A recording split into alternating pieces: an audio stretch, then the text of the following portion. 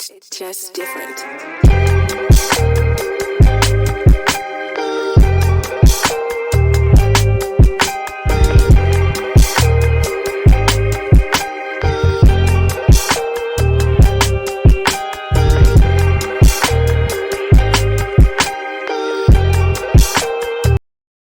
And welcome back to B.A.R Fitness TV. I'm your host, Dwayne. Welcome to B.A.R Fitness. Super excited to be back. Another episode of this podcast and YouTube channel where I document my fitness journey. And that fitness journey includes E2M. And with E2M comes a lot of great folks. And this is actually, I guess, my second repeat guest. This guest has already been on. First time he was on with I think is a relative. I can't cousin remember. of mine. Yeah, Johnny. yeah. So this time we brought him in by himself, and just to bring him back, man, I have on my brother, none other than Jake. How you doing, my friend? I'm doing great, Dwayne. How about you, man? Man, I'm good on a Saturday. Like I told you, I had me a Saturday nap. So feel stuff. real good.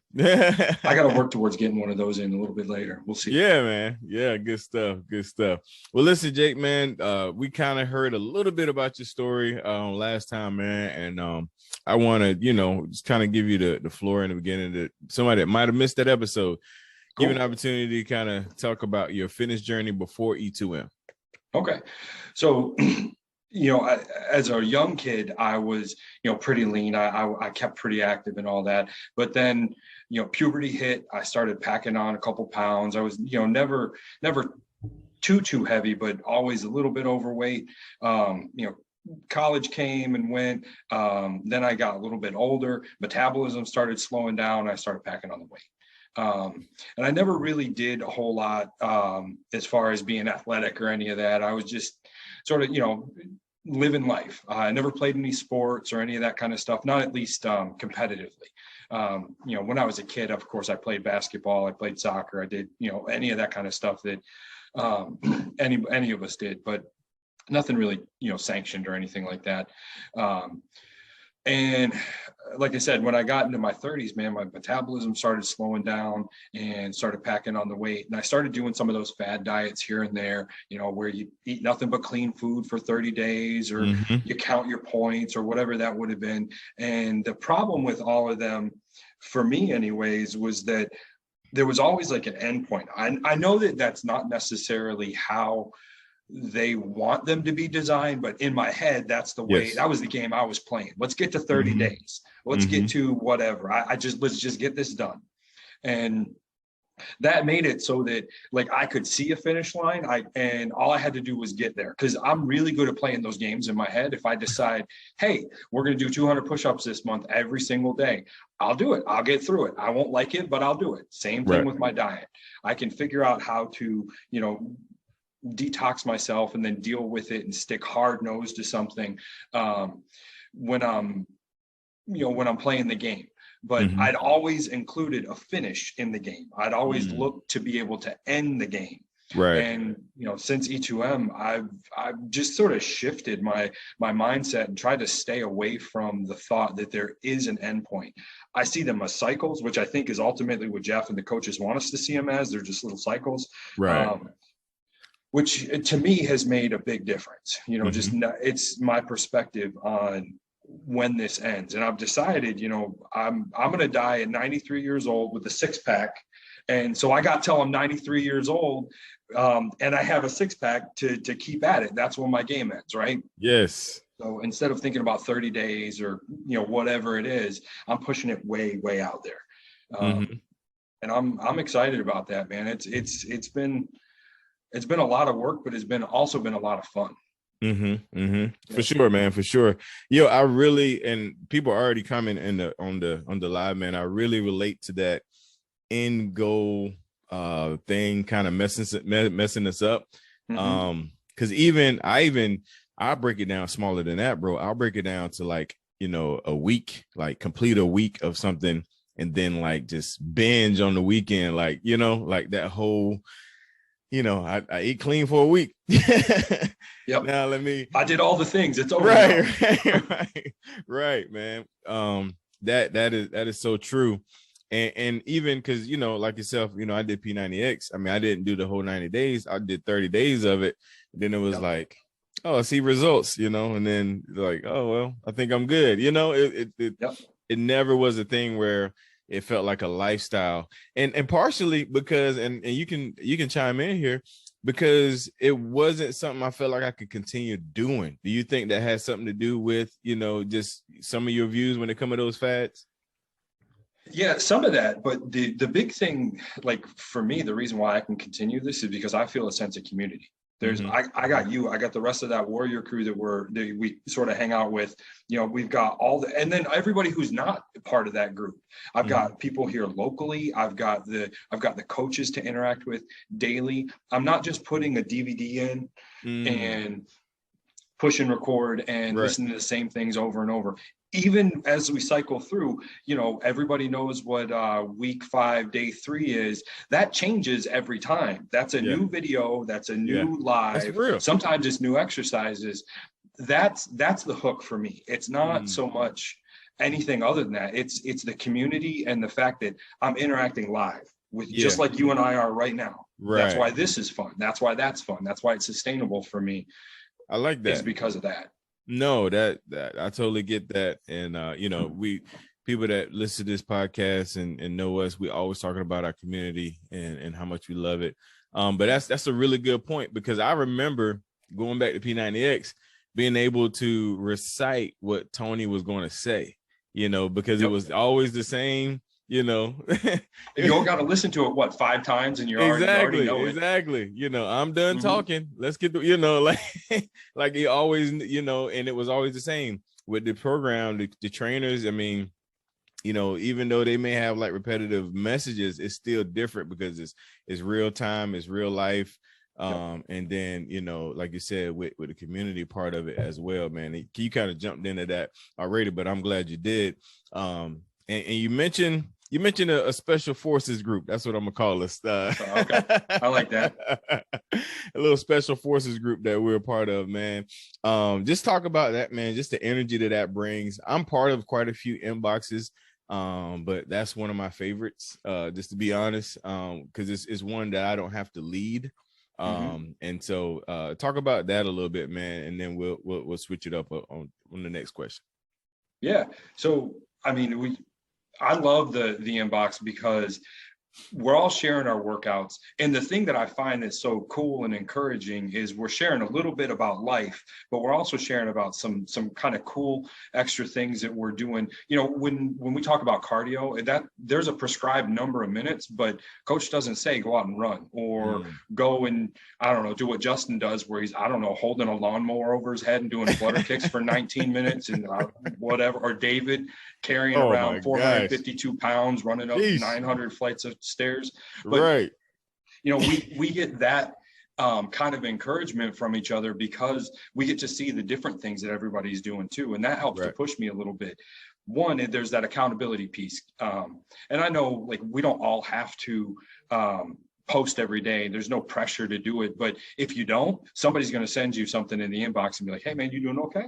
Yeah. You doing all right? And it blows a little wind in your sails. And same thing with just seeing the activity there. It doesn't matter what's going on. I mean, I'm running my race, you're running your race, but we get to see what everybody else is doing and just be encouraged by the fact that, okay, Dwayne's doing this, Jake's out doing his thing, David's doing his thing, you know, whoever it is, we're just sort of all doing our stuff. And I really like that. And I'm loving like some of the even the quieter guys in the group that just post their pictures and they're like, hey, this is me. I finished my workout. It's so encouraging to see that. I look for that stuff. And when I don't see it, I'm like all over. I'm like, man, you okay? You okay? Right.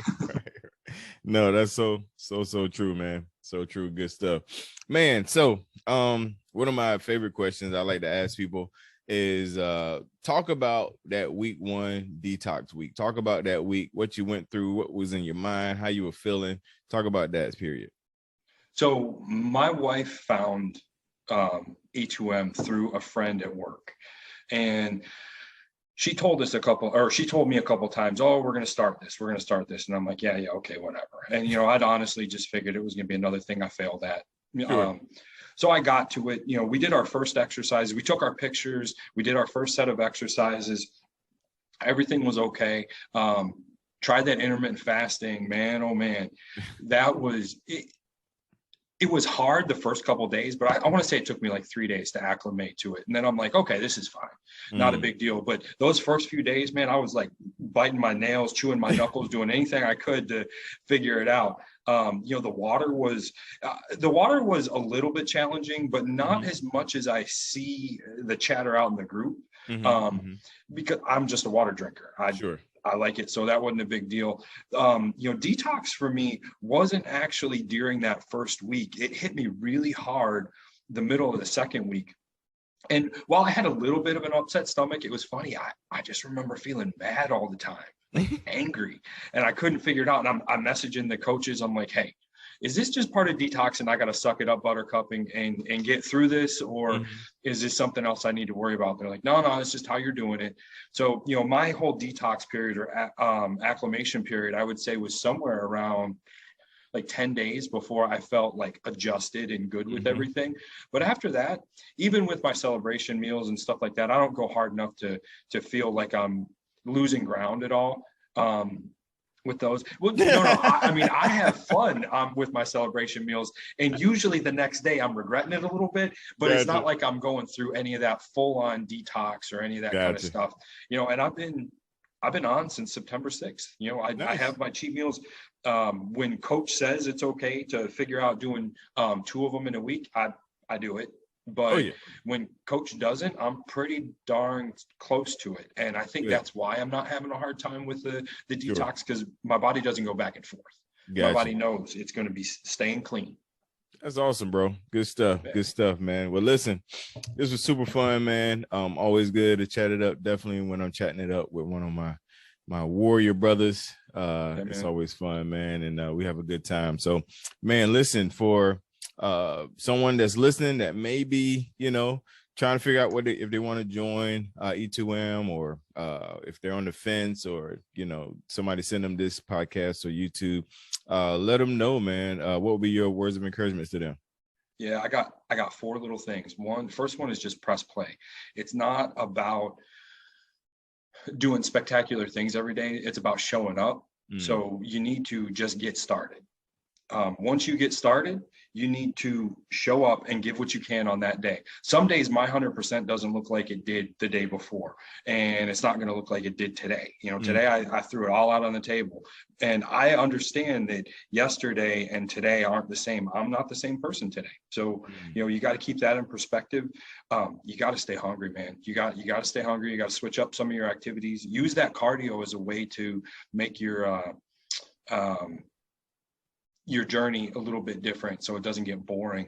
And then the last thing is, even in our group, we've got like an endurance athlete. We got somebody who's like, I joke about David, but man, that dude is doing all kinds of crazy stuff. Amazing. And I've got to check myself. You need to remember that I can't compare myself to Dwayne or David or anybody else. I'm running my own race, and that's what you need to do. You set the rules up in your head, and then you run the race based on what you've decided, and only be accountable to yourself. You don't need to worry about me. You don't need to worry about anybody else. Just run your race. Awesome. I love that, man. That's so true. And that's another thing I love about the group, man, is it's so diverse.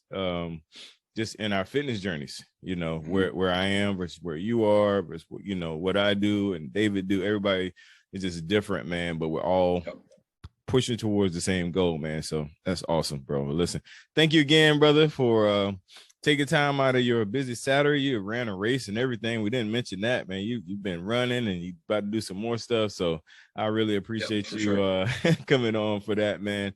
To the Bar Fit folks, listeners, man, first thing I ask that you subscribe to the YouTube channel. Go to Bar Fitness TV, leave a comment, share it. Also, make sure you subscribe and share the podcast if you're listening audio version. If you're watching live on Facebook, go find the podcast, subscribe. Thank you guys for checking us out, man. I'm super excited to bring you this content, and super grateful to the program E2M, man, for just allowing me to use their clients and their staff to bring you awesome content when it comes to your fitness journey. And all the shows the same way. 1 Timothy 4:8. Remember, this physical body is good that we take care of it. Paul reminds us of that, but we also have to take care of our spiritual body as well. Until next time, you guys, God bless, and we're out. It's just different.